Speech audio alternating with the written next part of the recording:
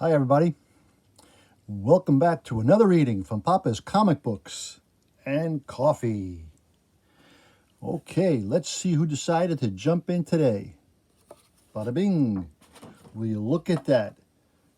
DC's Jonah Hex, number 13. It was 35 cents back in 1978. And there's your date stamp right across there. Today's story, The Railroad Blaster. This book is by Dave Michelin and Vincent Alcazar. Don't forget, this book and others are available on my eBay page, Papa's-Comic-Books. Also, hit that subscribe button if you don't mind. Give it a like, give it a dislike. Tell me what you think. Give it a thumbs up, give it a thumbs down. Let me know what's going on out there, okay? All right, let's see if we can get started with this book here. Here we go. Jonah Hex, 1874, Union Pacific passenger train nearing Guthrie, Oklahoma territory.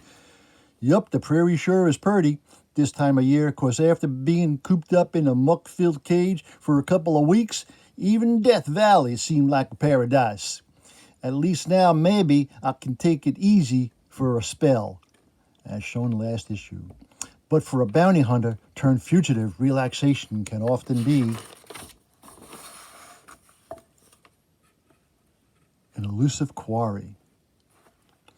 Holy mother of mercy. He hit the brakes, Jasper. We just run out of track. The Railroad Blaster.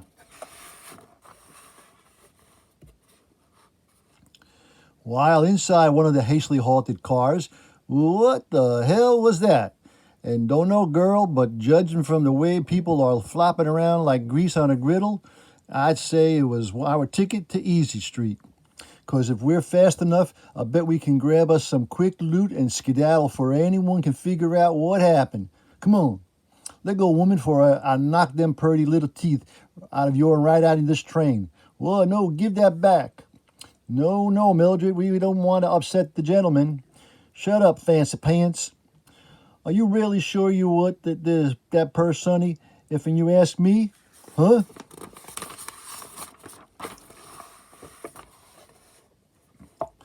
I don't go with your outfit, too tall. Virgil, I thought you said nobody try and stop us. That meddler ain't stopping anybody, you dumbass jackass. Can't you see his holster's empty? Gun him down. Oh, was afraid you'd try something like that, sonny. Groom, blam, blam, ping, bang, groom.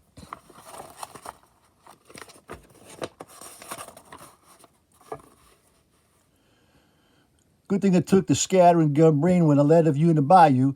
You just can't never tell when you're gonna run into a couple of swamp rats. Here's your purse back, ma'am, all safe and sound. Safe? What do you know about safety? You ruffian discharging firearms indiscriminately in an enclosed area? Huh? Harry? Why, you could have killed us, all of us. You're no better than those hoodlums. Woof. You're welcome, ma'am. And soon as the word of mysterious explosion is sent to the Union Pacific Station in Guthrie, wagons are dispatched to carry the stranded passengers to the nearby town.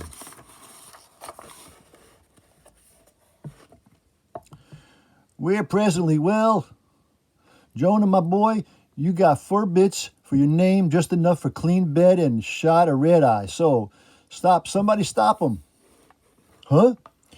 That little ragamuffin stole my grain. Stop him. Got you, little thief. But please, Mr. Turner, I didn't mean nothing. It's just that me and Pa ain't got no money. And well, if you just give us some credit. I gave you Pa credit, Billy Cooper, right up to my armpits. And now he repays me with sending his brat here to rob me blind? Leave the boy alone. Here, this ought to take care of the grain. What, a quarter? Why, I'd hardly make any profit at all. Said that'd cover it. Yes, sir, it'll do fine, just fine. Gee, mister, I don't know what to say. Don't say nothing, boy, and been hungry myself. Once or twice. Excuse me. But I'd find some other way of getting fed than thieving. If it was you That practice you've been nasty habit getting people killed. Yes, sir, I remember that. And thanks again. Don't mention it. And didn't want a clean bed tonight anyway. And soon, excuse me, barkeep, shot of your finest rutgut and put in a glass what ain't got no lip prints on it here. Why don't you make that a whole bottle, bartender, on me?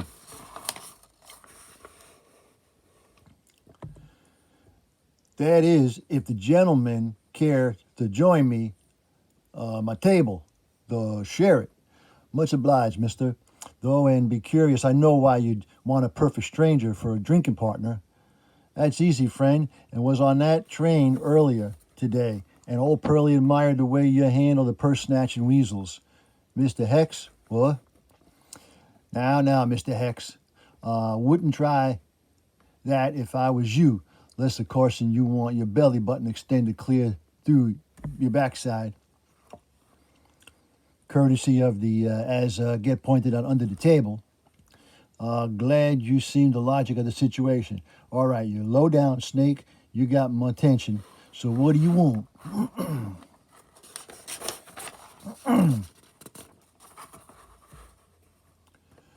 As a matter of fact, Mr. Hex, what I want is you. My name is Reuben Giddis, and I work for the Pinkerton Detective Agency. You sort of figured you was after the price on my head.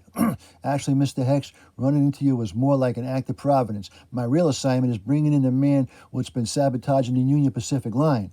You see, the explosion today weren't the first, and the delays from laying the new track are costing the railroad a bundle. So they offered me a $5,000 bonus for bringing in the saboteur.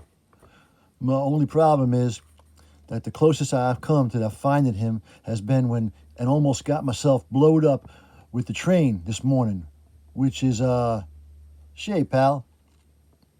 Could you spare a little nipper, a fellow what's hicked down on luck? You're drunk, old man. Go away. Oh, come on, pal. Thrash will last my full bottle. Surely you can spare one little thwack.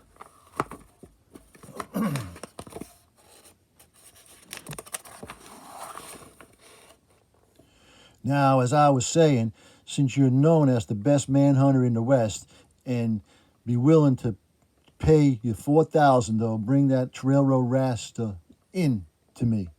Do all the work, and you collect $4,000. Somehow that don't seem quite fair, Giddies. No, but with a triple murder down in Texas hanging over your head, you're not likely to be collecting any bounties yourself for a spell. Well, got a point there. Only what's keeping you from just plugging me and collecting the $10,000 on my head? Let go, will you? Why, if word got round there was a man who gunned down Jonah Hex, ever with a gun slick in the country would be calling me out. Tain't worth it. So what do you say? Please. I say, Gitz, that you're a dirty, conniving skunk, and if ready to start anytime you are. Excellent, Mr. Hex, excellent. Then we'll just get you outfitted right up in a screech. It's a shame they can't keep the lowlife out of places like this. This ain't it, Mr. Hex.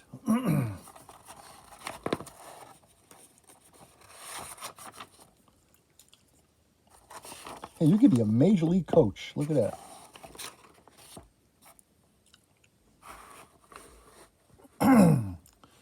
And so, with 6 guns and horse provided by the unscrupulous Pinkerton detective, Jonah returns to the site of that morning devastating blast. Looks like they 2 of them, one smaller than the other, and a wagon what's got a bum wheel. Thus, for hours, Jonah Hex follows the faint twisting trail, his keen eyes and tracker's instincts finding clues lesser man would never see. Clues that finally bring him to this ranch. Looks like it might have been a right fancy spread for it went through a seat in a wonder what. If you got business here, mister, you better spit it or quick. Or else I'm going to have to put more holes in you than a card shark's got aces. Now take it easy, friend. It was just passing through, and what, Pa? That's him. That's the man that paid for the cornmeal. Oh, the kid. Oh, I'm powerful sorry, mister. I just that there's lots of bandits around these parts, and you can't be too careful. I'm Roy Cooper. I guess you met Billy. Yup. We was going to sit down to supper soon as I finished fixing up my buckboard, and we'd be proud if you join us. Be glad to, Mr. Cooper. You having trouble with the wheel, eh? Yeah, the rim went and wore out on me. You can't afford a new one, but this should hold it for a spell. Phew, thanks. Gee, ain't my pa about the strongest man you ever seen? He sure is, son. Well, I've always felt a man does his work best when he stays fit. Not that it matters much now that with that railroad and all. The railroad? Yeah, if it weren't for that blasted forgive me, I forgot you're probably hungry. Why don't we talk about it over some black beans and cornbread?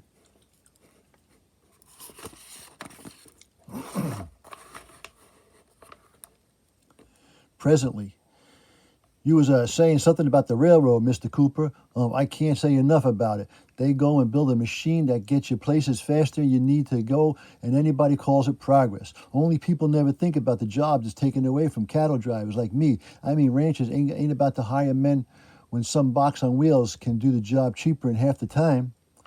Of course, a boxcar don't have to worry about keeping a roof over its head or feeling like nothing because it can't even feed its own family. As far as I'm concerned, they can take the whole blame railroad and send it straight to hell.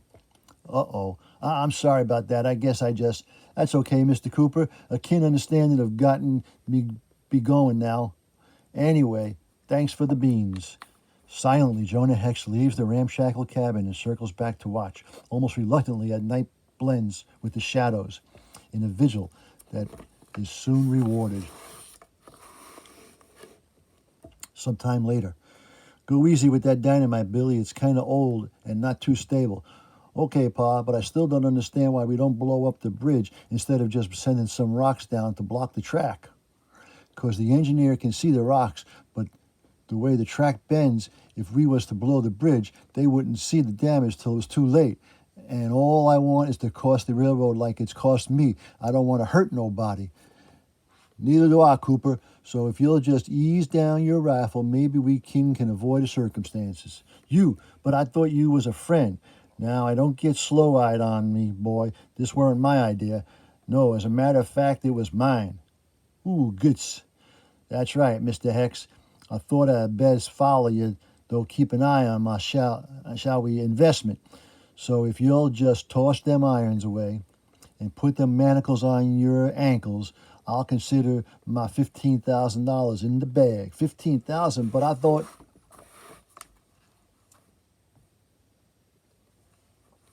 You thought what you was supposed to think. That's the only reason I let you go in the first place. Not to get mad at once you're dead. But what about all them gunslickers looking for a fast reputation? No matter, Mr. Hex, all I'll just tell everyone is that Cooper killed you just before I killed him. And nobody's wiser and him and 15,000 richer.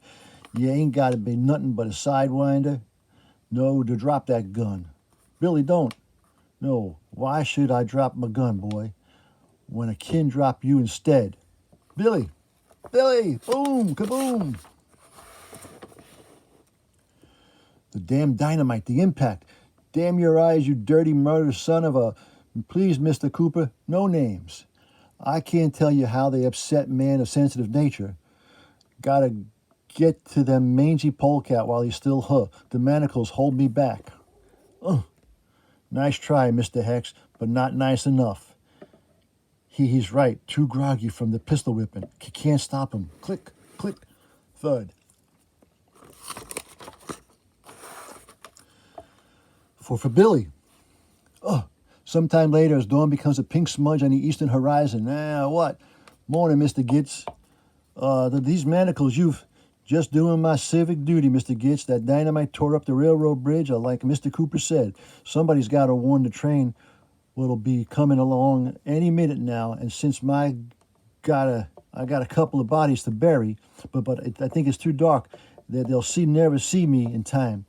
Oh, and wouldn't worry that too much about that, Mr. Gitz. Well, you know you can't do that. Please, Hex, I am begging you, please. Sure, they'll stop and see something big. And that's the end of that one. Jonah Hex. That was Jonah Hex, number 13, 35 cents from 1978. The Railroad Blaster. Hope it was a good one for you, nice and short. Don't forget, this book and others is available on my eBay page, Papa's-Comic-Books. If you liked it, give it a thumbs up. If you didn't like it, give me a thumbs down. Tell me what was wrong with it. Tell me what was right with it. Don't forget to hit that sub button, and as I always say, That was easy. until next time, Papa is out.